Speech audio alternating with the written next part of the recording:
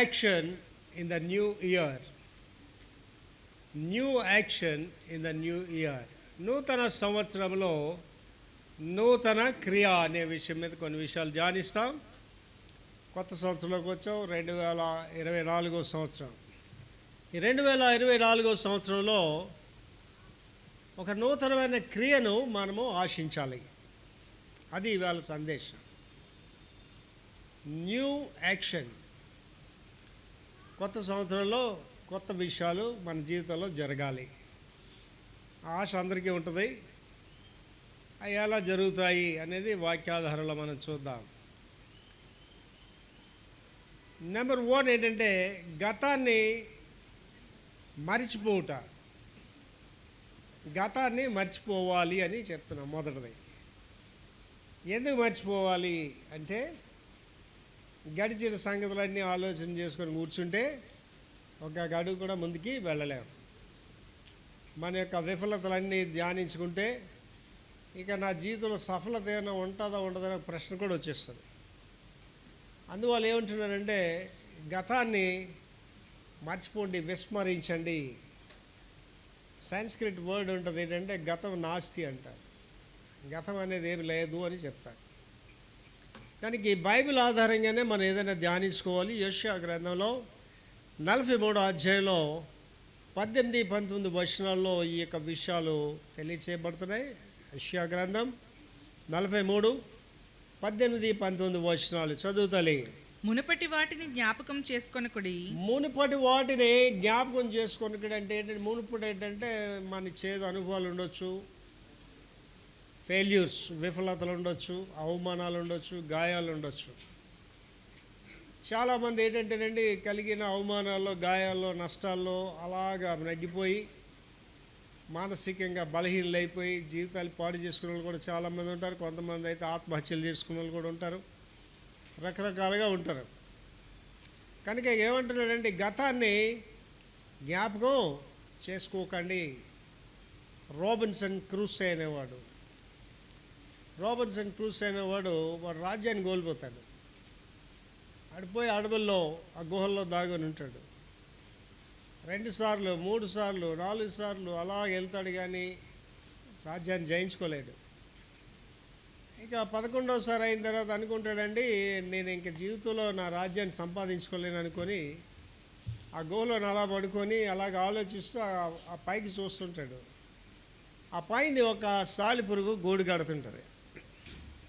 అది ఒకసారి కట్టి పడిపోతుంటుంది, 2వసారి కట్టి మళ్ళీ ఊడిపోతుంది, 3వసారి కట్టి అలాగా అది 11 సార్లు గూడు కట్టిన తర్వాత 11వసారి కూడా అంటే అప్పుడు వీడు అనుకుంటాడు, దీని బ్రతుకు నాలాగే ఉన్నట్టుంది అనుకొని ఆ సాలిపురుగుని చూసి జాలి పడతాడు. కానీ 12వసారి అది గట్టిగా గూడుని కట్టుకొని ఆ గూడు మధ్యనికి కూర్చొని చూస్తుంటుంది ఇలాగా. అప్పుడు ఆయన అనుకుంటాడు, 12వసారి నేను ట్రై చేస్తాను, ఎందుకు నేను విజయం పొందలేను, నేను వెళ్ళి ఆయన రాజ్యాన్ని నేను మరలా తిరిగి పొందుతాడు. అంటే ఎప్పుడు కూడా ఇంగ్లీష్లో ఒక సామెత ఉంటుంది ఏంటంటే, try and try till you get success అంట. ఎప్పుడు కూడా నా పని అయిపోయింది, నేనేం చేయలేను అనుకోవాల్సిన అవసరం ఎవరికి ఉండదండి. ఎప్పటికైనా నువ్వు అనుకున్నది జరుగుతుంది. దానికి మనకి అవసరం ఏంటంటే, మునుపటి వాటిని జ్ఞాపకం చేసుకుంటే ఏంటి, ఫెయిల్యూర్స్, అవమానాలు, గాయాల్ని మనం జ్ఞాపకం చేసుకోకూడదు. తర్వాత పూర్వకాలపు సంగతులను తలంచుకొనకుడి. పూర్వకాల సంగతులు తలంచుకోవద్దు.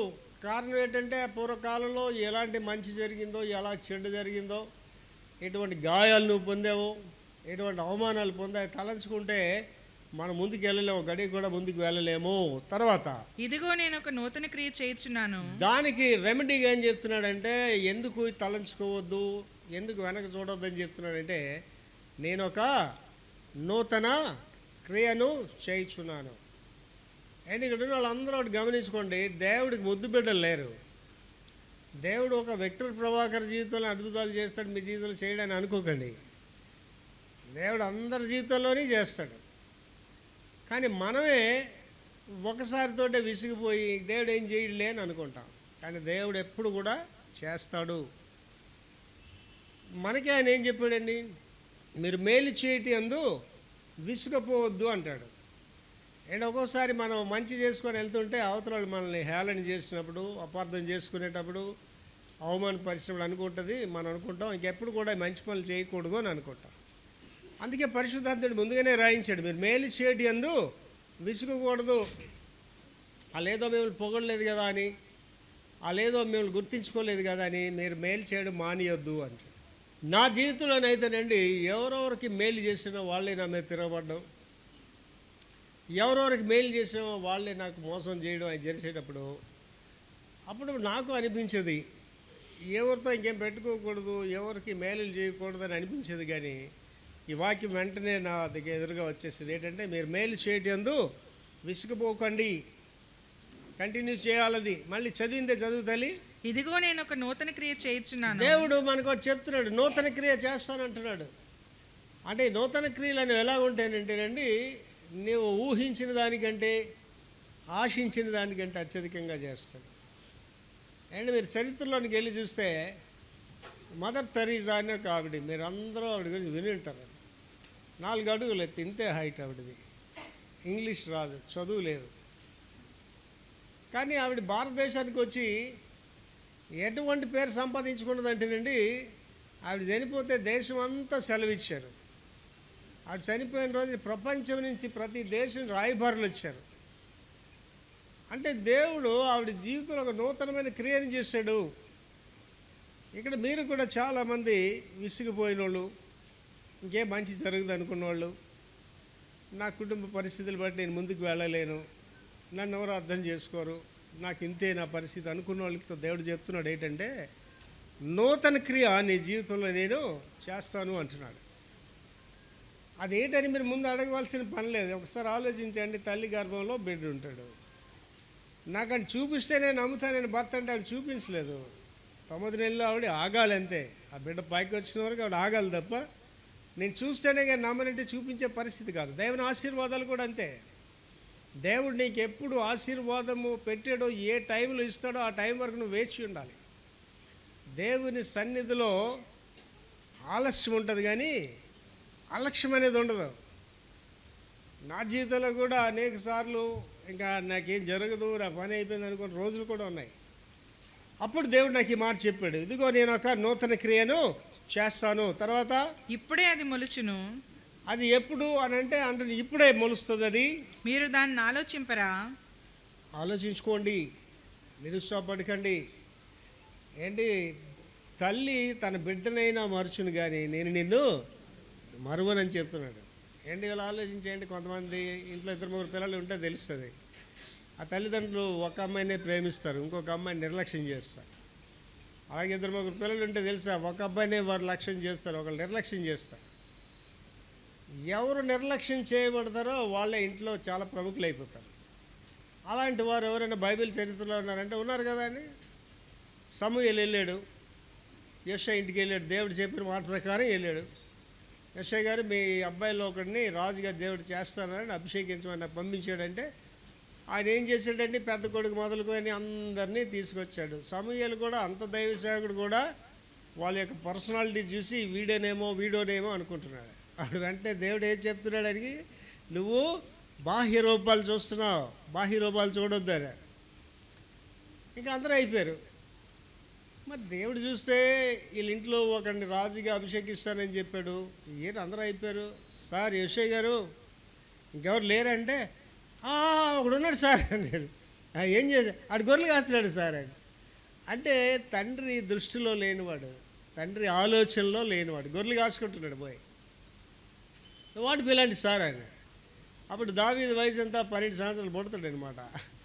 టంగ్ మరి నడుచుకొని వస్తుంటే దేవుడు సమూయేలుతో మాట్లాడతాడు. వీడే నేను ఏర్పరచుకునేవాడు అంటే సమూయేలుకి ఆశ్చర్యం కలుగుతుంది. ఏంటి ఇంత పెద్ద పర్సనాలిటీస్ వదిలేసి ఈ చిన్న బుడతను ఏర్పాటు చేసుకున్నాడు. అది దేవుని కార్యం. మళ్ళీ చదివిన మాటే, ఇప్పుడే అది మొలుచును. ఇప్పుడే అది మొలుస్తుంది. దేవుడు నీ జీవితంలో ఒక ఆశ్చర్యకార్యం చేసినప్పుడు అండి ఆశ్చర్యంగా ఉంటుందండి. ఏమంటే నా వరకు అయితే ఒక సామాన్యంగా ఒక కమలీలు సామాన్యమైన స్థితిలో ఉండేవాడు, మమ్మల్ని ఎవడు గుర్తించేవాడు కాదు. కానీ ఈవేళ నా పేరు చెప్పుకొని బ్రతికే వాళ్ళు చాలామంది ఉన్నారు ప్రపంచంలో, ఇండియాలోనే కాదు. నా పేరు చెప్తే విశాఖపట్నంలో మీకు ఏ పనైనా అవుతుంది నా పేరు చెప్తే. అంటే దేవుడు ఒక కార్యం చేసేటప్పుడు దాన్ని ఎవరు ఆపలేడండి. దేవుడు ఆ పిల్లల్ని తీసుకెళ్ళి రాజుని చేసేటప్పుడు ఎవరు ఆపలేరు. సౌలు రాజుకి ఎంత కృప ఇచ్చాడండి. సౌలు రాజుకి లాన్న ఏం చెప్పాడు, గాడిదలు ఎన్నికి పట్టురారా అని చెప్పాడు. అండ్ మీరు ఇవాళ కూడా గాడిదలు ఎక్కడ కట్టిడో చూడరు మీరు. గాడిదలు ఇప్పటికి కూడా అప్పుడు కూడా గాడిదల్ని వదిలేస్తారు అంతే. అంటే ఒక గాడిదల్ని వెనకడానికి పంపించాడండి. వీడు ఎంత అడ్డగాడిదో ఒకసారి ఆలోచించండి. అంటే పైసకి పనికిరాడాడు అనమాట సౌలు రాజు. అదే మాట దేవుడు చెప్తున్నాడు సౌలు రాజుకి, నీ దృష్టికి నీవు అల్పుడిగా ఉన్నప్పుడు నిన్ను రాజుని చేశానని చెప్పాడు. అది దేవుని కార్యాలండి. మళ్ళీ చదువుతానది. ఇప్పుడే అది మొలుచును, ఆ. మీరు దాన్ని ఆలోచింపరా? ఆలోచించుకోండి. కొత్త సంవత్సరంలో ఆలోచన చేసుకోండి. ఇవాళ మెసేజ్ అది ఆలోచన చేసుకోండి. ఇవాళ ఇక్కడ కూర్చున్న వాళ్ళు చాలామందికి నా జీవితంలో అయినా మంచి కార్యం జరుగుతుందా, చాలా నష్టపోయాను, బాధలు ఉన్నా, ఆర్థిక ఇబ్బందులు ఉన్నా, మాకు మంచి జరుగుతుందా ప్రభు అని ఆలోచిస్తుంటే దేవుడు అంటున్నాడు, ఆలోచించుకోండి, నూతన క్రియ చేస్తాను నీలో, ఇప్పుడు అది మొదలు పెట్టాను. తర్వాత నేను అరణ్యంలో త్రోవ కలుగు చేయుచున్నాను. అరణ్యంలో త్రోవ కలిగి చేయించున్నాను. అరణ్యంలో త్రోవ అంటేనండి, ఇప్పుడు మనకి అరణ్యాలంటూ ఏం లేవు, అన్నీ కూడా సిటీలు అయిపోతున్నాయి. అరణ్యంలో త్రోవ అంటేనండి, అడవిలోకి వెళ్ళడమే మీరు లేటు. వెళ్ళిన తర్వాత మీరు పైకి రాలేరు అడవిలో నుంచి. కారణం ఏంటంటే ఒక దారి ఉండదు దానికి. నువ్వు ఎటు వెళ్తావో మళ్ళీ అటు రాలేవు అడవిలో నుంచి. అక్కడ ఏం చేస్తానంటానండి, నేను త్రోవ కలుగు త్రోవ కలిగి చేస్తాను. ఎడారిలో నదులు పారజేయుచున్నాను. నేను ఎడారిలో నదులు ఏంటండి ఆలోచించడానికి వినడానికే చాలా హాస్యాస్పదంగా ఉంది కదా. ఇసుకలో నదులు ఉన్నాయా లేవా? ఉన్నాయి, ఓయాసిస్లు ఉన్నాయి. ఇప్పుడు ఇసుకలోంచి నీరు కాదు, ఏంటి తీసేస్తున్నారండి, ఏకంగా ఆయిలే తీస్తున్నాడు. ఆ వేళ ఒక దారి దోపిడీలాగా ఆ సముద్ర దొంగల్లాగా ఉండేవారు వీళ్ళందరూ కూడా. ఇప్పుడు ఈ ఆయిల్ మర్చెంట్స్ అందరు కూడా. కానీ ఈవేళ అలాగే కుబ్బేరులు అయిపోయారు. ఏంటి పెద్ద పెద్ద దేశాలు కదండి. Iran, Iraq, Dubai. ఇవాళ దుబాయ్ అంటే ఏంటండి, ఒక ఇసుక తిన్నులు అది దుబాయ్. దుబాయ్లో ఈవేళ గ్రీన్ పార్క్స్. ఆ వీడియోలు చూస్తుంటేనే మనకి ఆశ్చర్యం వేస్తుంది. అక్కడ పెద్ద పూల తోటలు. అంటే ఏం చేస్తాడండి ఆయన, ఎడారిలో నదులు పారజేయుచున్నాను. మరి పారుతున్నాయా లేదా నదులు? ఇవాళ పారుతున్నాయి. అంటే ఇది ఎడారుల గురించి, అడవుల గురించి చెప్పట్లేదు. అంటే అడవి లాంటి నీ జీవితంలో దేవుడు మార్గాలు ఏర్పాటు చేస్తాడు. ఎడారి లాంటి నీ బ్రతుకు అంటే ఇంక వీడి దగ్గర ఏమీ లేదు, వీడి దగ్గర ఏమీ లేదు, వీడు పనికి వాడినోడు అనేటప్పుడు అక్కడ నీకేం చేస్తాడు దేవుడు, నదులు అనేవి నీలో నుంచి పుట్టిస్తాడు. ఇలాగూ జరిగేటప్పుడు మనిషి ఏమవుతాడండి, ఆశ చిగురిస్తుంది. అమ్మో ఏదో జరుగుతుంది, నాకు ఏదో అవుతుంది. అండ్ నా జీవితంలో ఇంటర్మీడియట్ నేను doctor VS Krishna arts and science college. ఆ వేళకి నాకున్న ఆలోచన ఏంటంటే, నన్ను ఇంట్లో చిన్నప్పుడు ముద్దు పేరు మా అమ్మ ఏంటి పెట్టిందండి, ఎవరైనా ముద్దు పేరు ఏం పెడతారండి, నాని, చిన్ని, బుజ్జి అని పెడతారు కదా. మా అమ్మ ఏం పేరు పెట్టిందండి, కరోడా అని పేరు పెట్టింది. అలాగ ఉండేవాడిని, కరోడా తాటి బెల్లంలాగా ఉండేవాడిని అనమాట. ఇప్పుడు ఎలా తెల్లగైపోయారంటే అమెరికా వెళ్ళడం వల్ల రంగు వచ్చింది. ఇప్పుడు దేహ సౌందర్యం పాటిస్తారు కంపల్సరీగా. అప్పుడు ఏంటంటే కరోడా అని అనేవారు. నేను 10వ క్లాసు ఒకసారి ఫెయిల్ అయ్యి తర్వాత పాస్ అయ్యి ఇంటర్మీడియట్లోకి వెళ్ళాను. అప్పుడు నా ఆలోచన ఒకటి ఏముంటుందంటే, నేను చదువులో చూస్తే తెలివైనోడు కాదు, ఒక యావరేజ్ క్యాండిడేట్ని. పాటలు పాడడం రాదు, బొమ్మలు వేయడం రాదు, ఆటలాడడం రాదు, ఏ తలాంతులు లేవు. ఒక స్టేజ్లో నేను అనుకునేవాడండి, నేను తింటున్న ఆహారం కూడా వేస్ట్ అని అనిపించేది నాకు. ఎవడన్నా తింటే పనికి వస్తాడు ప్రపంచానికి అనుకున్నాను. ఒక్కొక్కసారి ప్రార్థన చేసి, ప్రభా నేను పీలుస్తున్న గాలి కూడా వ్యర్థమే, నేను ఎందుకు పనికిరాను అని అనుకునేవాడిని. కాలేజీలు కూడా అలాగే ఒక నిరాశతో ఉండేవాడిని స్టార్టింగ్ డేస్లో. అప్పుడు కాలేజ్ ఎలక్షన్స్ అయ్యాయి. ఎలక్షన్స్ అయితే మా ఫ్రెండ్ ఒకడు నిలబడ్డాడు దానికి. అందరూ వచ్చి నన్ను విక్టర్ ప్రభాకర్ కదండి, విక్టర్ అని కొంతమంది పిలుస్తారు, ప్రభాకర్ అని పిలుస్తారు కొంతమంది విక్టర్ అని పిల్లాక ఒరే విట్టల్ అని పిలిచేవారు. ఎలాగ పిలిచినా పలికేవాడిని. ఒరే విట్టల్ నువ్వు బాగా మాట్లాడతావురా, క్యాన్ వాషింగ్ రారా. నిజంగా మాట్లాడతానా అని అనుకున్నా. సరే వెళ్ళాను. వాడి పేరు వినాయక్ అనమాట. నేను వెళ్ళి మాట్లాడుతూ చెప్పాను, మన నాయకుడు, మనకు కావలసిన నాయకుడే ఈ వినాయకుడు, మీరందరూ వాడిని గెలిపించండి అంటే వాళ్ళందరిని గెలిపించారు. అప్పుడు నాకు ఒక ఆలోచన వచ్చింది అనమాట. ఓహో, ఈ పనికిమాలిన వ్యధలో ఒక తలాంత్ ఉన్నదనమాట. అంటే మాట్లాడగలిగే తలాంత్ ఉన్నదని అక్కడి నుంచి మాట్లాడడం మొదలుపెట్టి ఇవాళ నాకున్న తలాంత్ అది ఒకటే, ఇంకే తలాంత్ లేదు. ఈవేళకి ఏ పని చేయలేను, ఆటలు రావు, ఏమి చేయలేను. ఒకటే ఏంటంటే మాట్లాడగలను, అంతే. ప్రసంగాలు చేయగలను, మనిషిని ఒప్పింప చేయగలను మాట్లాడి. అప్పుడు అనుకున్నా, ఓహో, దేవుడు నాకు ఈ తలాంత్ ఇచ్చాడు.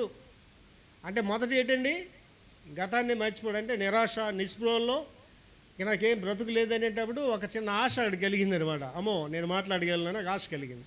అప్పుడు ఏంటండి, ముందుకి ప్రయాణం మొదలుపెట్టాను. రెండోది అదే, ముందుకి సాగుట. ఎప్పుడైతే దేవుడు నీలో ఒక తలాంత్ పెట్టాడని, నువ్వు దేవుడికి పనికొస్తావని ఒక ఆలోచనప్పుడు అక్కడ ఏమంటున్నాడు, ముందుకు సాగడం అంటున్నాడు. ఫిలిప్పీ 3:13-14. ఫిలిప్పీ పత్రిక 3:13-14 వచనాలు చదువురా. సహోదరులారా, నేను ఇదివరకే పట్టుకొని ఉన్నానని తలంచుకొను.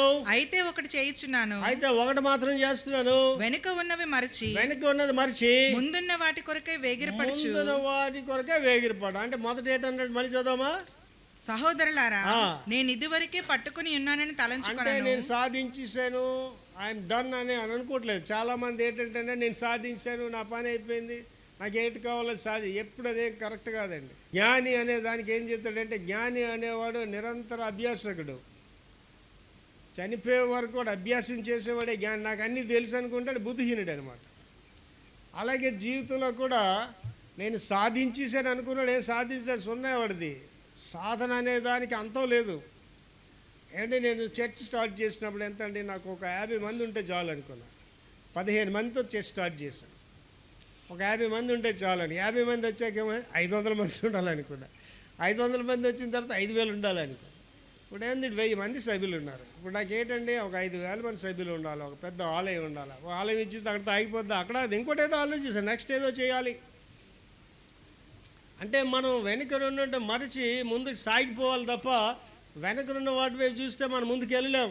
అదే చెప్తున్నాడు, మళ్ళీ చదువు. అది నేను ఇదివరకే పట్టుకొని ఉన్నానని తలంచుకొను, అయితే ఒకటి చేస్తున్నాను, వెనుక ఉన్నవి మరిచి వెనుక ఉన్న వాటిని మర్చిపోయి ముందున్న వాటి కొరకే వేగిరపడుచు. బాగుపడేవాడు ఎవడైనా చేసే పని ఇదండి. బాగుపడేవాడు ఏమంటే, నా జీవితంలో ఈ ప్రయాణం 70 సంవత్సరాల ప్రయాణంలో అనేక మంది స్నేహితులు పోయారు, అనేక మంది బంధువులు పోయారు. వాళ్ళందరూ ముందుకే పోతున్నారు.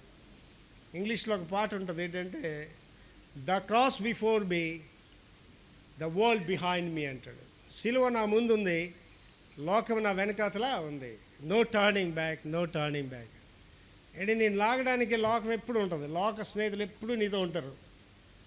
లోకంలో తిరుగుదారు, రమ్మని చెప్తారు. ఈ వరల్డ్ గ్లిటర్స్, ఆ మెరుపులు మీకు చూపిస్తుంటారు, రమ్మని పిలుస్తుంటారు. No turning back. నా వరకైతే టర్నింగ్ బ్యాకే లేదు. అన్యులతో తిరగడం కానీ, లోకత్వ స్నేహాలు కానీ నాకు ప్రసక్తే లేదు. అది నాతో ఎవడైనా మాట్లాడాలంటే దేవుని బిడ్డడై ఉండాలి. నాతో ఎవడైనా సహవాసం చేయాలంటే దేవుని బిడ్డలై ఉండాలి. తేడాగా మాట్లాడిన వాళ్ళతో కూడా నేను మాట్లాడినా, ఫోన్లో అవనండి, పర్సనల్గా అవనండి. మాట్లాడితే దేవుని మాటలు మాట్లాడాలి. లోకానుసారమైన మాటలు మాట్లాడే పని ఎవరికీ నాతో లేదు, నాకు లేదు వాళ్ళతో. కంటిన్యూ చేయాలి. క్రీస్తు యేసునందు దేవుని ఉన్నతమైన పిలుపునకు కలుగు, దేవుని ఉన్నతమైన పిలుపునకు కలుగు బహుమానం. అదే మాట చదివింది. క్రీస్తు యేసునందు దేవుని ఉన్నతమైన పిలుపునకు కలుగు, దేవుని ఉన్నతమైన పిలుపునకు కలుగు. ఉన్నతమైన పిలుపు, హైలీ కాలింగ్ అనమాట. దేవుడు నేను పిలిచాడు. సేవకుడు అయిండొచ్చు, ఒక కాపురం అయిండొచ్చు, మంచి క్రైస్తవుడు కూడా అయిండొచ్చు. అందరూ సువార్థికులు అయ్యిండ అవసరం లేదు, అందరూ పాస్టర్లు అయ్యిండ అవసరం లేదు. దేవుడు నిన్ను ఉన్నతమైన పిలుపుతో పిలిచాడు. ఒకసారి మీరు ఆలోచన చేసుకోండి, దేవుడు పిలవడం అంటే అంత సామాన్యం అండి. ఏంటి, ఇక్కడ ఎవరికైనా ఒకరికి సీఎం గారి నుంచి ఒక ఇన్విటేషన్ వచ్చింది అనుకోండి, సార్ సీఎం గారితో మీకు బ్రేక్ఫాస్ట్ అంటే, అబ్బాయి నేను రానంటారు ఎవరైనా? పనులన్నీ మానుకొని బ్రష్ చేసుకోకుండా పరిగెట్టి వెళ్ళిపోతారు. సీఎం గారు ఇంటి ముందు నిలబడతారు వెళ్ళి. రాజశేఖర రెడ్డి గారు బ్రతుకునే రోజుల్లో వాళ్ళ అల్లుడి గారు విశాఖపట్నం వచ్చాడు. గాజువాకలో గంటవారి గ్రౌండ్స్లో మీటింగ్స్ పెట్టాడు. ఆర్గనైజరు ఆయన కడప నుంచి వచ్చాడు, ఆయన పాస్టరే, ఆయన నాకు మంచి స్నేహితుడు. నేను ఒకసారి ఏలూరు మీటింగ్లో నేను స్పీకర్స్ అనమాట. ఆవలే నాకు చెప్పాడు, యూ సాల్మన్, ఆయన టీవీలో కూడా వస్తుంటాడు. పాస్టర్ గారు, నేను పలానా డేట్స్ 3 రోజులు వైజాగ్లో ఉంటాను సార్. సరే వచ్చినప్పుడు ఫోన్ చేయండి సార్ అన్నాడు. ఫోన్ చేశాడు. ఫోన్ చేసి సార్ మేము కలవాలన్నాడు. ఆర్గనైజ్ చేసిన కూరడవుడు, వాడికి సరైన వనరులు లేని వాడు పాపం వాడు. అప్పుడు నేనేం చేశానంటే నా 2 కార్లు ఆయనకి ఇచ్చాను. 2 కార్లు ఇచ్చి నెవటోల్లో ఆయనకి రూమ్ బుక్ చేశాను. అన్నీ చేసి వాళ్ళు చాలా గౌరవించాం. ఆ తర్వాత ఆఖరి రోజునేమొచ్చి సిటీలో అందరూ కూడా, మరి రాజశేఖర రెడ్డి గారు అల్లుడంటే మరి ఆయన చిన్న చీఫ్ మినిస్టర్ లాగే అనిల్ కుమార్, అందరూ కూడా ఆయన దగ్గరికి వెళ్ళి ఇంటర్వ్యూలు తీసుకున్నాం. నాకు ఫోన్ చేసి కబురు పెట్టాడు అనిల్ కుమార్, పాస్టర్ గారు నేను చూడాలి, ఎంత హెల్ప్ చేశారు కదా మనకి, ఆయన చూడాలంటే నేను సాల్మని చెప్పి, నాకు అనిల్తో ఏం పని లేదు, అనిల్ కలవాల్సిన అవసరం కూడా నాకు లేదు, నేను చేయవలసిన సహాయం దేవుడి నామంలో చేశానని చెప్పేసి వెళ్ళలేదు నేను. అనిల్ అక్కడి నుంచి ఊరుకోకుండా ఏం చేశాడండి, హైదరాబాద్ వెళ్ళిన తర్వాత వాళ్ళ మాయ గారు చెప్పాడు, రాజశేఖర్ గారు చెప్పారు, విశాఖపట్నంలో 3 రోజులు మీటింగ్ చేసాం, ఓ పాస్టర్ గారు మాకు ఇలా చాలా హెల్ప్ చేశారు మాయ అంటే, అయితే ఆయన బ్రేక్ఫాస్ట్కి పిలండి మన దగ్గర. ఆ మాట అండమే దారు నాకు వెంటనే క్యాంప్ ఆఫీస్ ఫోన్ చేశారు, సార్ మిమ్మల్ని రాజశేఖర రెడ్డి గారు బ్రేక్ఫాస్ట్కి రమ్మన్నారు సార్. బ్రేక్ఫాస్ట్ అంటే ఏంటి, ఏదో ఇడ్లీలు టిఫిన్ తినడానికి కాదు, అక్కడ వెళ్ళినడికి తక్కువలో ఒక 5 లక్షలు ఎంత ఇస్తారండి, మాకు డబ్బులు ఇస్తారు మెయిన్ అది. కానీ ఫోన్లో మాట్లాడుతుండగానే నేను చెప్పా, సార్ నాకు రాజశేఖర రెడ్డి గారితో ఏం పని లేదండి, నా దగ్గర రాజశేఖర రెడ్డి గారి కంటే పెద్ద ఆయన ఉన్నారు యేసు ప్రభు. అయితే రాజశేఖర రెడ్డి గారు ఎప్పుడైనా పని ఉంటే నాకు ఒక ఆశ ఉంది సార్, రామా టాకీస్ కొని దాన్ని చర్చ చేయాలని ఆశ ఉంది, అది కానీ జరిగితే రాజశేఖర రెడ్డి గారు అప్పుడు బ్రతికుంటే నేను ఆయన చీఫ్ గెస్ట్గా పిలుస్తాను సార్, అది కూడా ఆయన మీద ప్రేమ ఉండి కాదు సార్, ఆయన వస్తే పోలీసు వాళ్ళు కార్పొరేషన్ ఆఫీసులు అందరూ నా హాల్ చుట్టూ ఉండి నాకు అన్ని హెల్ప్ చేస్తారు అని. అది అయిన తర్వాత అండి ఒక 2 నెలల తర్వాత అనుకుంటాను రాజశేఖర రెడ్డి గారు చనిపోయారు. ఆ పాస్టర్ గారు మళ్ళీ నాకు ఫోన్ చేశాడు, సార్ మీరు మాట్లాడేటప్పుడు ఒక ప్రవచనాత్మక మాట వాడారు సార్ అన్నాడు. ఏంటన్నా, ఒకవేళ ఆయన బ్రతుకుంటే ఆయన మాట వాడారండి అన్నాడు. అండ్ నా హోల్ లైఫ్లో నేను అమెరికా వెళ్ళానంటేనండి, సెనేటర్స్ నాకు స్నేహితులు ఉన్నారు అమెరికాలో మా చర్చ్లోనే, అమెరికన్ చర్చ్లోనే పెద్ద పెద్ద పోలీస్ ఆఫీసర్స్ నా ఫ్రెండ్స్. నేను ఎక్కడికి వెళ్ళినా ఇలాగే ఉంటాను, రాజులాగే ఉంటాను. అప్పుడు క్లింటన్ గారు ప్రెసిడెంట్గా ఉండేవారు. ఆ సెనేటర్ అన్నాడు క్లింటన్ గారితో, అవాళ క్లింటన్ గారు వైట్ హౌస్లో ఉన్నాడు, మీకు పరిచయం చేస్తాను. నేను క్లింటన్ గారితో నాకు పని ఏంటి సార్ అని అడిగాను. ఆలోచన చేసుకోండి, ఏంటంటే ఇక్కడ అంటున్నాడు ఉన్నతమైన పిలుపు, ఉన్నతమైన పిలుపు అండి. ఒక సామాన్యమైన దైవ సేవకుడు ఎలీషా, ప్రవక్తలు అంటే మధ్యాహ్నం భోజనం చేస్తే రాత్రి ఎక్కడ తింటాడో వాడికి తెలియదు, ఆస్తులు పాస్తులు ఏముండవు ప్రవక్తకి. అలాంటి ఒక సామాన్యమైన వ్యక్తి దగ్గరికి ఎవరు వచ్చారండి, ఆ యొక్క కుష్ఠరోగి నామాన్ వచ్చాడు. ఆయన ఎలాగొచ్చాడండి, వాళ్ళ దేశపు రాజు రికమెండేషన్ లెటర్ ప్లస్ ఆ దేశపు రాజు రికమెండేషన్ 2 లెటర్స్తో వచ్చి, ఆ సైన్యాలతో వచ్చి కానుకలతో వచ్చి ఆ ద్వారం దగ్గర ఇలా నిలబడి ఉన్నాడు. పిలండి ఆ దైవ శాఖని అన్నాడు. ఈరోజు పాస్టర్లతో ఏం చేస్తారండి, పరిగెట్టుకు వెళ్ళి ఎమ్మెల్యే గారికి వంగి దండాలు పెడతారు. ఏంటి నేను విమానాలు వెళ్ళాడండి, నా పక్కన ఎమ్మెల్యేలు కూర్చుంటారు, పెద్ద పెద్ద సినిమా యాక్టర్లు కూర్చుంటారు, ఆవిడ అది తెలియనట్టుగా నేను ఉంటాను. నా హోల్ ట్రావెల్లో 93 నుంచి విమానాలు వెళ్ళినప్పుడు ఒకే ఒకటి పలకరించాను, అడోడంటే బాబు మోహన్ అనేవాడు పలకరించి, కెమెడియన్. చెప్పాను ఆయనకి, సార్ నేను మిమ్మల్ని తప్ప నేను ఆవిడ పలకరించలేదు సార్, నన్నెందుకు పలకరించారు సార్ అన్నాడు. మీరు క్రైస్తవుడు అని విన్నానండి అందుకే పలకరించారు, చాలా సంతోషం సార్ అన్నాడు. ఎక్కడికి వెళ్తారు సార్ అంటే అమెరికా వెళ్తున్నాడు. చాలా దూరం వెళ్తున్నారు సార్ అన్నాడు. యేసు ప్రభు కంటే గొప్ప వ్యక్తి ఎవరైనా ఉన్నారండి భూమి మీద? ఆ సేవకుడు ఏమన్నాడండి, గెహజీ వెళ్ళి ఆయన చెప్ప డిఫెన్స్ మినిస్టర్ అండి. డిఫెన్స్ మినిస్టర్ అంటే బాడీ గార్డ్స్ సైనికులు అందరూ ఉంటారు. ఆయన వెళ్ళి యోర్దాన్లో 7 సార్లు మునుగుమని చెప్పాడు. ఈయనకేటుందండి, ఉన్నతమైన పిలుపు ఉంది.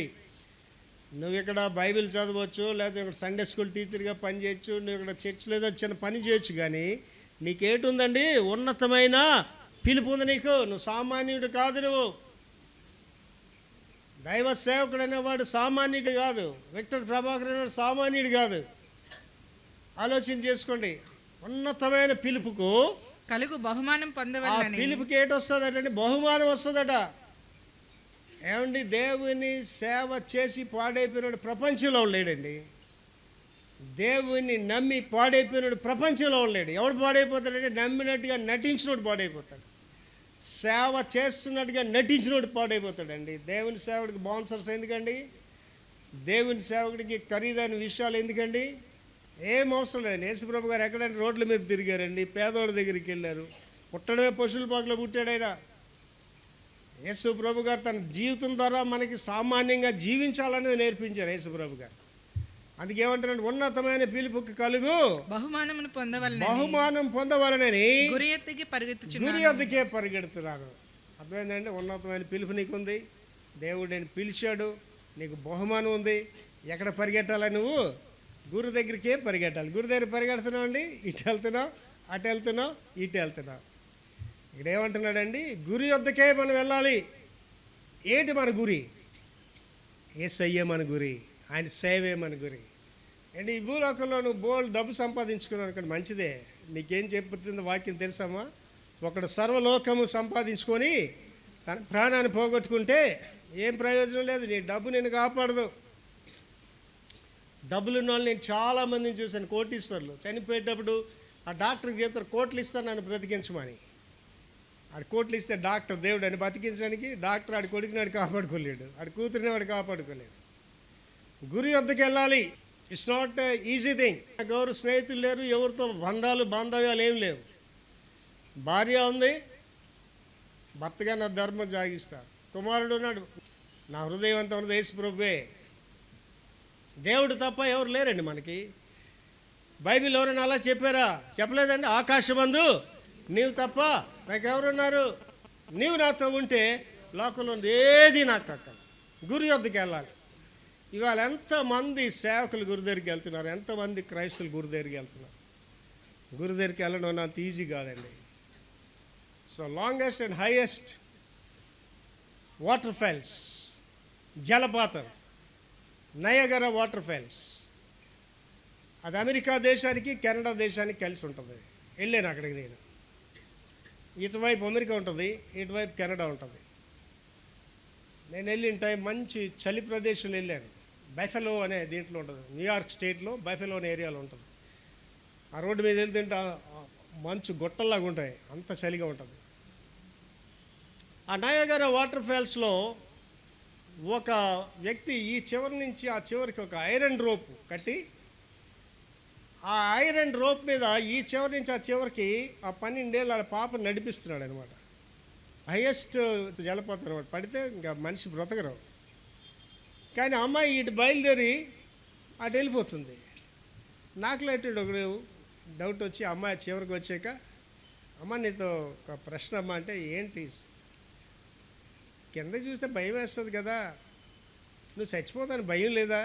అంత ఎత్తి నుంచి వెళ్తున్నావు అంటే చిన్న డౌన్ అయ్యిందండి. ఏం అలా నవ్వుతున్నా అండి? అసలు నాకు కింద జలపాతం ఉండదని ఆలోచన ఉండదండి. మరి ఎలాగ నడుస్తావు అని. నేను ఈ చివరిని ఆ తాడు ఎక్కినప్పుడు, ఐరన్ రోప్ ఎక్కినప్పుడు మా డాడీ అక్కడి నుంచి ఇలాగంటాడు నాకు. ఇలాగనగానే మా డాడీనే చూసుకొని వెళ్తుంటాను తప్ప నేను జలపాతం ఉన్నది పక్కన మనుషులు ఉన్నారని ఏమి చూడని చెప్పిందండి. అంటే డాడీని చూసుకొని వెళ్ళడం వల్ల ఆవిడికి కిందని జలపాతం ఉన్నదని కానీ పడిపోతే చచ్చిపోతుందని ఆలోచన కూడా లేదు. అంటే అది ఎంత ఆలోచన చేయండి ఒకసారి. యేసు వైపు చూస్తూ నువ్వు వెళ్తే నువ్వు పడిపోవు, పతనమవ్వు, పాడైపోవండి. ఇవాళ సేవకులకు రోగాలు ఎందుకు వస్తాయండి? చాలామంది అడుగుతారండి, ఏంటి పాస్టర్లకి బీపీలు ఉండకూడదా అంటారు. నాకు లేదు కదా బీపీ, నాకు రోగాలు లేవు. రోగాలు నా దగ్గర రావడానికి వీళ్ళు, దెయ్యం పట్టిన వాళ్ళు నా దగ్గర రావడానికి వీళ్ళదు. కారణం ఏంటండి? ఎటు చూసి వెళ్తున్నాను నేను? గురువైపు చూసి వెళ్తున్నాను. ఆర్థిక ఇబ్బంది నాకు ఉండదండి. దేవుడు ఎప్పుడు ఏ పని కావాలో జరిగిస్తాడు అంతే. ఒకరికి సహాయం చేసేవాడిగానే దేవుడు నన్ను పెట్టాడు. ఇవాళ పాస్టర్లు ఏంటంటే క్రిస్మస్ రాగానే అందరికీ పండగ, పాస్టర్లకి, దొంగ పాస్టర్లు అందరికీ. ఆడు అనౌన్స్ చేస్తాడు చర్చిలో, అందరూ మీరు కానుకలు ఇవ్వండి. మా ఇంటి పక్కన ఒక పేదవాడు ఉంది, నేను పిలిచేవాడికి 500 ఇచ్చాను. మళ్ళీ బాబు, పాస్టర్ బాబు, మా పాస్టర్ గారు మాకు ఇవ్వడు, మా దగ్గరే తీసుకుంటాడు బాబు. అందరూ దండండి క్రిస్మస్ కంటే నేను 2000, నువ్వెలా ఇచ్చావు 2000? నువ్వే పేదదానివి, నువ్వెలా ఇచ్చాను?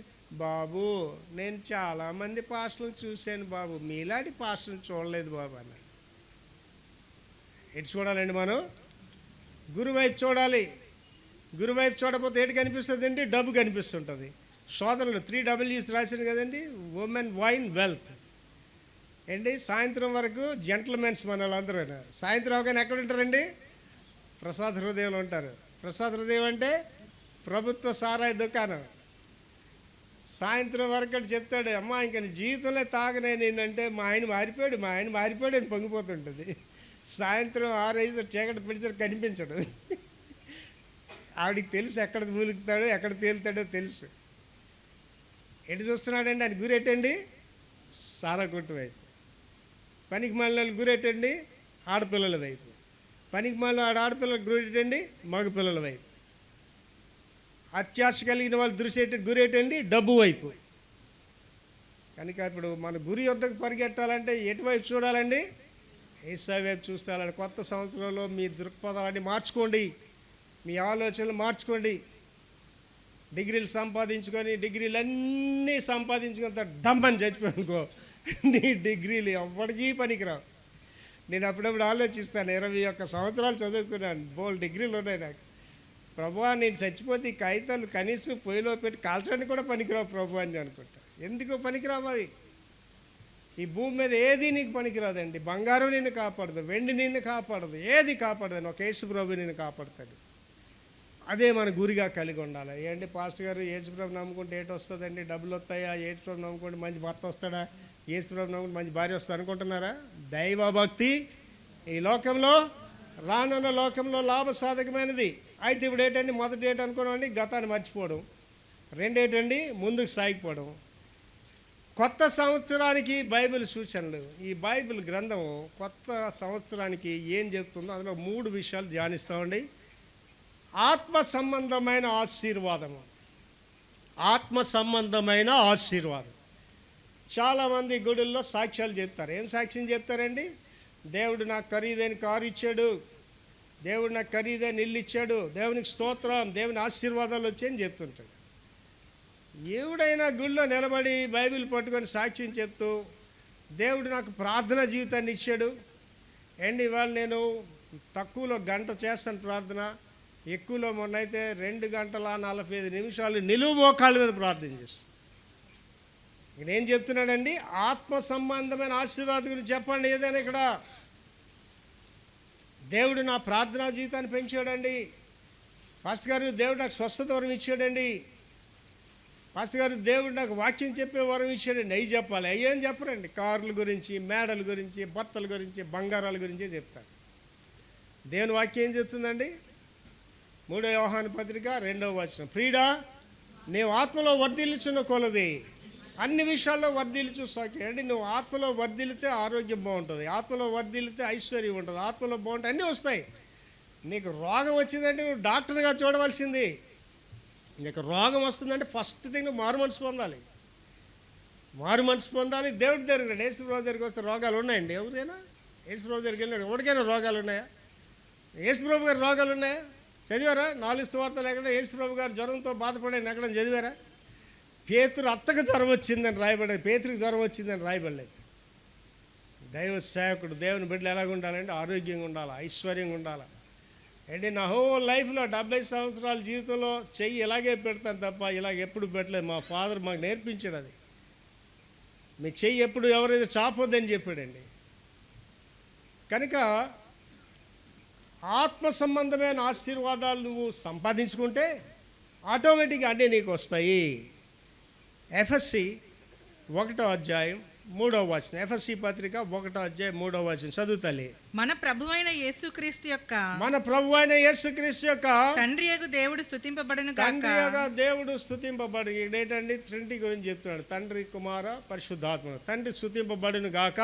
ఆయన క్రీస్తునందు పరలోక విషయములలో ఆత్మ సంబంధమైన ప్రతి ఆశీర్వాదమును మనకు అనుగ్రహించెను. ప్రతి ఆశీర్వాదం మనకు అనుగ్రహించదు. మళ్ళీ 2వ భాగం చదవండి. ఆయన క్రీస్తునందు, యేసు క్రీస్తులో పరలోక విషయములో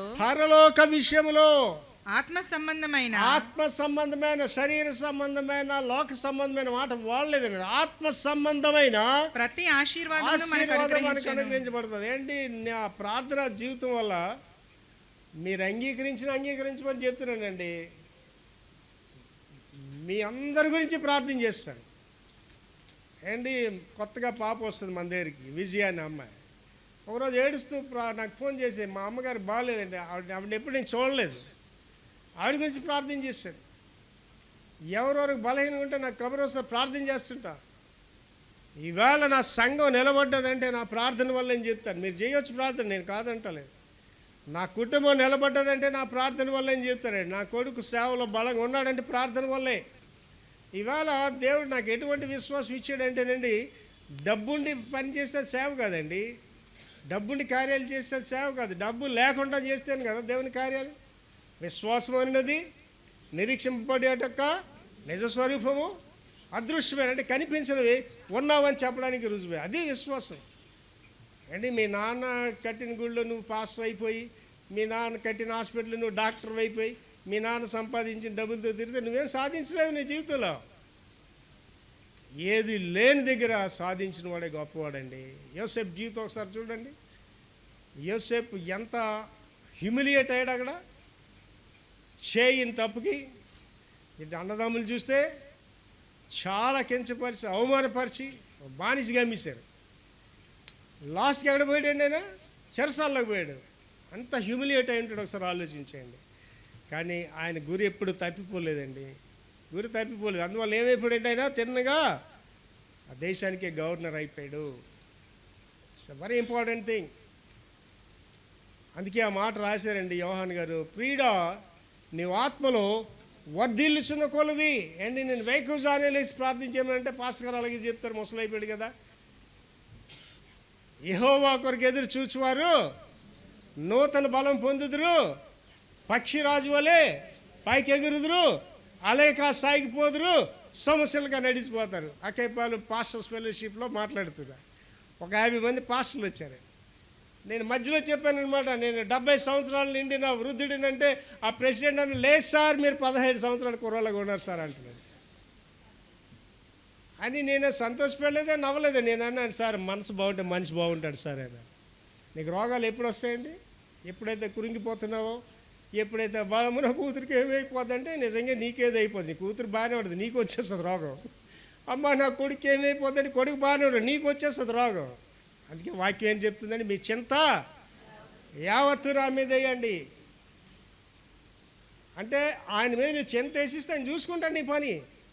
నీ పని కాదు, యుద్ధము యెహోవాదే. అండి సుజాత గారు అబ్బాయికి బాగలేదని చెప్పాను. సుజాత ఏడ్స్ ప్రార్థన చేస్తుందో లేదో నాకు తెలియదు. నేను కన్నీటి ప్రార్థన చేస్తాను నా పిల్లడి గురించి. ప్రభు వాడికి ఆపరేషన్ అవ్వకూడదు, వాడికి దైవిక స్వస్థత రావాలని కన్నీటి ప్రార్థన చేశాను. నాకు తెలుసు జరగదని. అద్భుతం చేశాడు వాడి జీవితంలో. అలాగే ప్రేమ్ కుమార్ గారి మనవడు ఆ బిడ్డ కడుపులో ఉండేటప్పుడు వచ్చి డాక్టర్ గారు చెప్పారు పిల్లడికి అవయవాలు సరిగ్గా లేవని, ఎబార్షన్ చేశాడని చెప్పారు. నేను ఏం చేయదు, డాక్టర్లకి ఏం తెలియదమ్మా, నేను ప్రార్థన చేస్తాను, మంచి మనవడు పుడతాడని చెప్పారు. మళ్ళీ మనవడనే చెప్పాను, మనవరాలని కూడా చెప్పలేదు. ఆడు ఎలాగుంటాడు అని చూసినప్పుడల్లా నేను ఆనందిస్తాను. నా ప్రార్థనకి ప్రతిఫలం వీడని ఆనందిస్తాను వాడిని చూసి. సామిల్ బాబుని చూసి నేను ఆనందిస్తాను, నా ప్రార్థనకి ప్రతిఫలం మీ పిల్లడని ఆనందిస్తాను. మీకు చాలాసార్లు చెప్పాను, ఇలాగ చెప్పిన పాస్టర్ల ప్రపంచంలో 1-2-3 ఉంటారండి. మీరు ప్రార్థన చేసుకోకపోయినా నా ప్రార్థన మిమ్మల్ని కాపాడుతుంది. My prayer will protect you. నా ప్రార్థన మిమ్మల్ని కాపాడుతుంది. కనుక దేంట్లో ఎదగాలండి? మనం ఆత్మలో ఎదగడానికి ప్రయత్నించాలి. దొంగ భక్తులు ఆది సంఘంలో కూడా ఉన్నారు.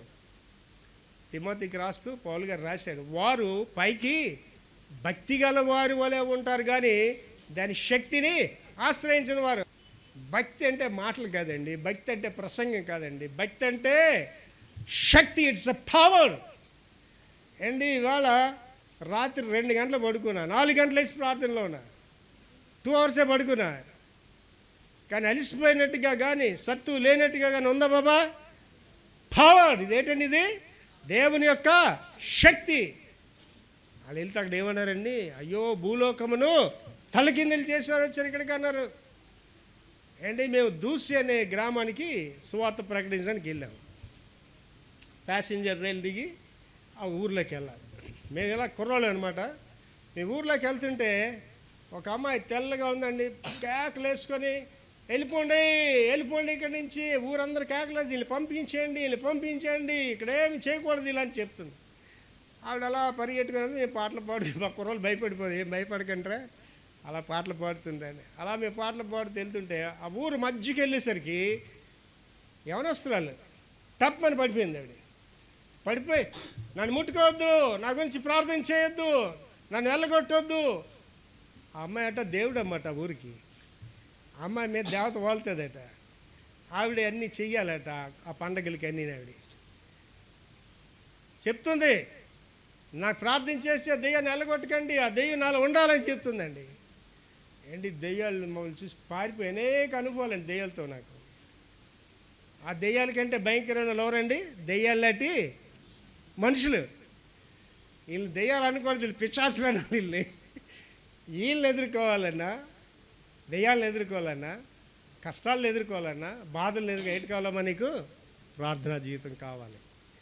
దేవుని శక్తిని నువ్వు కలిగి ఉండాలి. దాని గురించి ఇక్కడ చెప్తున్నాడు, శక్తి కలిగి ఉండాలి. తర్వాత ఎప్పుడైతే ఆధ్యాత్మికమైన ఆశీర్వాదాలు ఆశించావో, తర్వాత ఏంటంటే యోగ్యమైన వాటి మీద ధ్యానం. యోగ్యమైన వాటి అంటే ఏవి కావాలి మనకి, ఏవి అవసరం లేదు, ఏది యోగ్యమైనదో ఏది అయోగ్యమైనదో తెలియని పరిస్థితులు మనకి ఇవాళ. యోగ్యమైనదండి టైం అంటారు, కాలం ఉంది కదా, ఇట్స్ టైం. ఇంగ్లీష్లో దొరలు ఏంటంటారంటే అమెరికాలో టైం ఈజ్ మనీ అంటారు. సమయం అనేది డబ్బుతో పోలుస్తారు. ఈవేళ మన ఇంటి దగ్గర టీవీ దగ్గర అలా కూర్చొని కుర్చీ అరగొట్టేసి ఆ టీవీ మీదే కూర్చొని అక్కడే భోజనం చేసేసి అక్కడే టిఫిన్లు చేసేసి అక్కడే గడిపిన అమ్మ దగ్గరికి వెళ్ళి టైం గురించి చెప్పండి, ఆవిడ బ్రతుకు వాల్యూ తెలియదు, టైం వాల్యూ తెలుస్తుందండి. అందుకే నేను లేట్గా వచ్చిన వాళ్ళు ఎందుకు అంత గట్టిగా చెప్తానంటే, 93వ సంవత్సరం నేను అమెరికా వెళ్తున్నానండి. ఎప్పుడైనా నేను చర్చ్ అయినా 9 గంటలకు ప్రస్తుతానికి రమ్మంటే అక్కడ 8:30కి పోతుంది. 9 గంటలే ఆ స్టేజ్ మీద ఉంటాను నేను. మీలో ఎవరైనా నేను చర్చికి లేటుగా రావడం చూసారు? ఎవరైనా 6:30 మొదటిసారి, 7 గంటల మొదటిసారి 6:30కే ఉంటాను ఇక్కడ. సమయాన్ని పాటించాలి.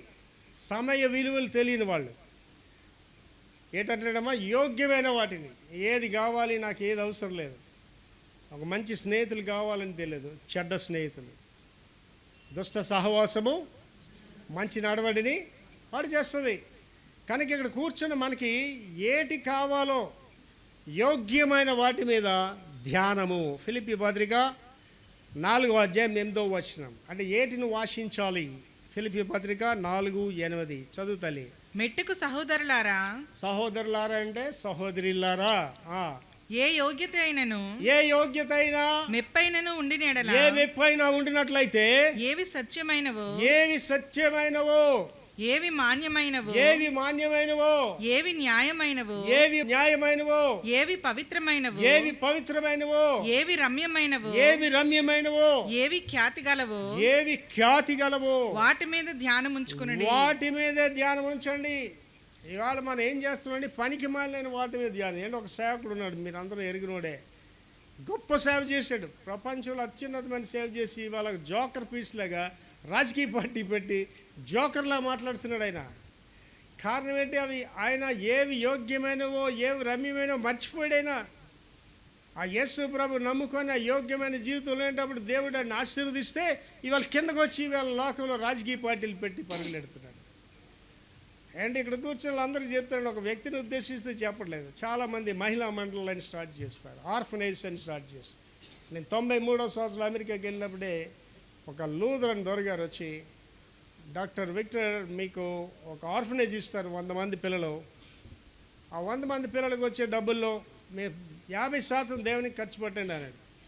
నేను అన్న పిల్లలకి వచ్చింది పిల్లలకే ఖర్చు పెడతాను, దేవుని సేవకు ఖర్చు పెట్టని చెప్పాను. దేవుని సేవకు దేవుడు ఇస్తేనే దేవుని సేవకు ఖర్చు పెడతాను. అప్పుడు అని నేను చెప్పాను, నేను ఎందుకు పిలవబడలేదు, ఈ అనాథ పిల్లల గురించి నేను పిలవబడలేదు, నేను దేవుని సేవ కొరకు పిలవబడ్డాను. యోధా గారు ఏం చెప్తున్నాడంటే ఆవిడికి, ఈ అత్తరమ్మి బీదలకి ఇవ్వచ్చు కదా, నువ్వు ఎందుకు అత్తర పగలు కొట్టేసావు అంటే ఏం చెప్తున్నాడండి, ఇప్పుడు ఈ సోషల్ వర్క్స్ జరుగుతున్నాయి కదా ఊర్లో, ఆర్ఫనైజెస్, వీడో హోములు, పూర్ ఫీడింగ్స్, ఇవన్నీ ఉన్నాయి కదా వీటి గురించి. Jesus Christ is the not social Jesus Christ. యేసు ప్రభు మీకు అనాథ కార్యక్రమాలు చేయడానికి, ఈ యొక్క చారిటీ వర్క్ చేయడానికి యేసు ప్రభు నేను పిల్లలేదు. వెంటనే ఏం చెప్పారండి యేసు ప్రభు గారు యోధాకి? పేదలు ఎప్పుడు మీతో ఉన్నారు. ఆ చేసేవాళ్ళు చేస్తారు, నువ్వు గారు చేయవలసిన పని అది. ఇవాళ చాలామంది సేవకులు పాడైపోయినారండి. మీరు గమనించి చూడండి, చరిత్రలోకి వెళ్ళండి. ఈ ఆర్ఫనేజ్లు రన్ చేసిన వాళ్ళు పిల్లలందరూ భ్రష్టులు అయిపోతారండి. అర్ధాంతంగా చచ్చిన వాళ్ళు చాలామంది ఉంటారు. కారణం ఏంటంటే ఆ అనాది పిల్లల డబ్బుతో వీడు భోగాలు అనిపిస్తుంటాడు. నాకు ఒక పెద్ద సంస్థ డైరెక్టర్ ఉన్నాడు, ఫ్రెండ్, క్లోజ్ ఫ్రెండ్. ఒక్కోసారి నాకు ఫోన్ చేసి పిలుస్తాడు, ప్రభాకర్ రా మనం భోజనానికి వెళ్తాం స్టార్ హోటల్కి అంటాడు. నేను రానని చెప్పి, ఆయనతో మాట్లాడడమే కష్టం, అలాంటి నేను ఫోన్ చేసి పిలిస్తే నేను రానని చెప్పి. ఏమంటాడు? నేనన్నా నువ్వు అనాథ పిల్లలకి వచ్చే డబ్బుతో నాకు స్టార్ హోటల్ భోజనం పెడితే అడ్డ తిండి నాకు అరగదు, అది నాకు శాపం, అది నేను రాను. నీ కష్టార్జితం నువ్వు కష్టపడి నన్ను పిలు వస్తానని చెప్పి. ఇవాళ ఏం చేస్తున్నారండి చాలామంది, వాళ్ళకి ఏంటి కావాలో వాళ్ళకి తెలియకుండా అనవసరమైన వాటి వైపు పరిగెడుతున్నారు. అంటే కుష్ఠరోగం వచ్చి కుష్ఠరోగం పోగొట్టుకున్నాడు, కానీ అక్కడ ఉన్నోడికి మాత్రం అంతరంగ కుష్ఠరోగం ఉంది. ఎవడాడు? గెహజీ. ఆడికి లోపల కుష్ఠరోగం ఉంది.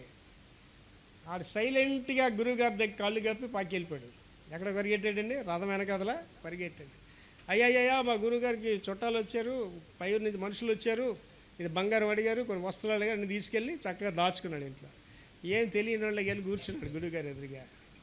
అండి నా దగ్గర కూడా చాలామంది అమాయకుల్లోకి వచ్చి చూస్తారు. మీకు అదంతా నాకు కనిపిస్తుంటుంది, తెలుస్తుంటుంది. మీరు ఎక్కడికి వెళ్ళి వచ్చారు, మీరు ఏంటి ఆలోచిస్తున్నారో తెలుస్తుంటుంది. ఇప్పుడు ఎంతమంది ఇక్కడ వినట్లేదో నాకు తెలుస్తుంటుంది. వెంటనే గురువుగారు అడిగారు, గేష్ ఎక్కడికి వెళ్ళేవరా? అదేంటి గురుగారు ఇక్కడే ఉన్నాను గురుగారు, నేను ఎక్కడికి వెళ్ళాను అన్నాడు. అప్పుడేటన్నాడంటే దైవసేకుడు, ఆ రథం వెనకాదులా నువ్వు పరిగెట్టి వెళ్ళో చూసావా, అప్పుడు నా ఆత్మ నీతో రాలేదా? అంటే వాడికి ఏటైందండి, వాడికి ఏటి కావాలో వాడికి తెలియలేదు. అందువల్ల వాడికి ఏటి సంభవించిందండి, వాడి వంశం అంతటికి ఆ యొక్క నామానికి వదిలేసిన ఆ కుష్ఠరోగం ఈ వంశం అంతటికి వచ్చేసింది. పేతురు యోహాన్లు ఆ శృంగారమైన దేవాలయంకి వెళ్తున్నారు. అక్కడ ఒక కుంటి బెచ్చగాడు ఇల్కాస అలా చూస్తున్నాడు. పేతురు గారికి అర్థమైపోయింది, దైవసేకుడు కదా, అర్థమైపోయింది. వెంటనే ఏంటన్నాడండి, వెండి బంగారాలు అంటే అంతకు ముందు వచ్చినాడు ఎవరో పనికిమాల బంగారమో పాడైపోయిన వెండి మొక్క ఏది వేసింది అనమాట. అడిగి ఈడికేంటి డబ్బులు ఖర్చు చూడలేదు, వెండి మొక్క ఎవరు వేస్తారు బంగారు మొక్క చూస్తూ ఈ పేతురు ఇద్దరు వస్తున్నారు కదా వేస్తారేమో అనుకుంటే దానికి అర్థమైపోయి ఏం చెప్పాడండి, వెండి బంగారాలు మరి. అంటే వాడికి ఏటి కావాలో వాడికి తెలియదు. వాడికి స్వస్థత కావాలి, నడాలి, బాగుపడాలి, అది లేదు వాడికి ఏటి కావాలండి, డబ్బు కావాలి, వెండి కావాలి. మనం కూడా అంతే, మన జీవితాలు పాడు చేసుకుంటున్న దాన్ని బట్టే నీకు ఏది అవసరం అది మనం నిర్లక్ష్యం చేస్తున్నాం. యేసుప్రభు గారు ఎంత సూటి మాట చెప్పారండి, మరియా ఉత్తమమైన దాన్ని ఏర్పాటు చేసుకుని. అక్క చెల్లెళ్ళు ఉన్న వాళ్ళు చాలా జాగ్రత్తగా ఉండండి, అక్కలతో చాలా జాగ్రత్తగా ఉండండి. ఏం చేయాలమ్మా, మీరు మరియా డిపార్ట్మెంట్కి వెళ్ళాలి, మార్త డిపార్ట్మెంట్కి వెళ్ళకండి. ఏది మీకు కావాలో తెలుసుకోండి, అనవసరమైన వాటి పరిగెట్టకండి. అలా పరిగెట్టిన వాళ్ళే వాళ్ళ జీవితాలు నాశనం చేసుకున్నారు. ముగింపండి, ఇవన్నీ మనం చేస్తే మనకు సంక్రమించేది ఏంటంటే నిత్య మహిమ ఉంటుంది. నిత్య మహిమ ఉంటుంది. సీఎం గారికి మహిమ ఉంటుందా ఉండదా? ఎందుకు ఉండదండి, పెద్ద కాన్వాయ్, బాడీ గార్డ్స్, గన్మ్యాన్స్ అంతా ఉంటుంది. అంటే మహిమ ఉంటుంది కదా. ఇది ఎప్పుడు ఉంటుందండి, పదవి ఉన్నంత వరకే ఉండదు, పదవి ఊడిపోయాక మహిమ అంతా పోతుంది. కానీ ఇదే మహిమ అండి, నిత్య మహిమ, ఎల్లప్పుడూ ఉండే మహిమ. దాని గురించి చెప్తున్నాడు చూడండి, 2వ కొరింథీ పత్రిక 4వ అధ్యాయం 17-18 వచనాలు. మేము దృశ్యమైన వాటిని చూడక, ఇదండి మనం నిత్య మహిమ పొందడానికి చేయవలసిన పనులు. దృశ్యమైన వాటిని చూడక అదృశ్యమైన వాటినే నిదానించి అదృశ్యమైన వాటినే నిదారించి చూస్తున్నాం. ఏంటి ఆ పాటలో పాడుతూ, అద్దరికి ఎప్పుడు నేను వెళ్ళేదన్ అగపడుచున్నది గమ్యస్థానము. ఏంటి నేను మన దినాన్ని చెప్పాను కదా, ఊర్లో ప్రముఖమైన వ్యక్తి, చాలా పెద్ద పాస్టర్ గారు, ఆయనతో కూర్చొని మాట్లాడుతునేటప్పుడు ఆయన మాట్లాడుతున్న అన్నాడు, అయ్యగారు అన్ని దైవికమైన విషయాలే, ఎన్ని గొప్ప విషయాలు చెప్తున్నారు సార్ అన్నాడు. అప్పుడు నేను ఆయనకి చెప్పాను, సార్ నా గురించి మీరు ఒకటి తెలుసుకోవాలి పాస్టర్ గారు ఆయన. ఏంటండి అన్నాడు. నా ఒక కాలు పరలోక రాజ్యంలో ఉంది, ఒక కాలు భూమి మీద ఉంది, ఎప్పుడు దీన్ని తీసిస్తానో నాకు తెలియదు అని చెప్పి. నేను ఆల్రెడీ రెడీగా నన్ను ప్యాకప్ అయినాను, ప్రభు రాజ్యానికి వెళ్ళిపోవాలి. నాకు తెలిసిపోయింది ఈ భూమి మీద మనకేది శాశ్వతం కాదని తెలిసిపోయింది నాకు. ఇది అశాశ్వతమైన లోకం. 70 సంవత్సరాలు బతుకుతావా, 80 సంవత్సరాలు బతుకుతావా, 100 అశాశ్వతమే. ఎంత సంపాదించి వదిలేసి వెళ్ళిపోవాలి నువ్వు. కానీ అక్కడ వెళ్ళిపోతున్నాను చూసావా, ఆ రాజ్యము శాశ్వత రాజ్యం, యుగ యుగాలు ఉండేది. యుగ యుగాలు ఉండే రాజ్యాన్ని నిర్లక్ష్యం చేస్తున్నాం. పనికి మాలిన ఈ బ్రతుకుని రాజ్యం గురించి ఎంతో తపన పడిపోతున్నాం. అదే చెప్తున్నాడు ఇక్కడ, చదువు తల్లి. మేము దృశ్యమైన వాటిని చూడక, అంటే కనిపించే వాటిని మేము చూడలేదు, అదృశ్యమైన వాటిని నిదానించి చూస్తున్నాం కనిపించాలి అంటే పరలోక రాజ్య సంబంధమైన వాటిని నిదానించి చూస్తున్నాం కనుక క్షణ మాత్రముండు మా చులకని శ్రమ. దానివల్ల ఏంటి వస్తుందంటే మనకి ప్రభు గురించి జీవించడంలో శ్రమ వస్తుంది. ఆ శ్రమను ఏమనంటే క్షణమాత్రం అంటే 10 సంవత్సరాలు 20 సంవత్సరాలు. క్షణమాత్రం అంటే ఎలాగుంటే అలాగే వెళ్ళిపోయి కాదు, అవి క్షణమాత్రం ఉండే శ్రమ కొరకు మా కొరకు అంతకంతకు ఎక్కువగా నిత్యమైన మహిమ భారమును మహిమ భారం కలుగజేయని. మణిపూర్లో విశ్వాసులు కొట్టేసేటప్పుడు, చర్చిలు పగలు కొట్టేసేటప్పుడు, పాస్టర్లు చంపేసేటప్పుడు అప్పుడు బాధపడలేదండి వాళ్ళు. ఎందుకంటే ఈ శ్రమలోంచి ఎక్కడ పోతానికి అర్థమైంది, నిత్య మహిమలోనికి వెళ్ళిపోతాం.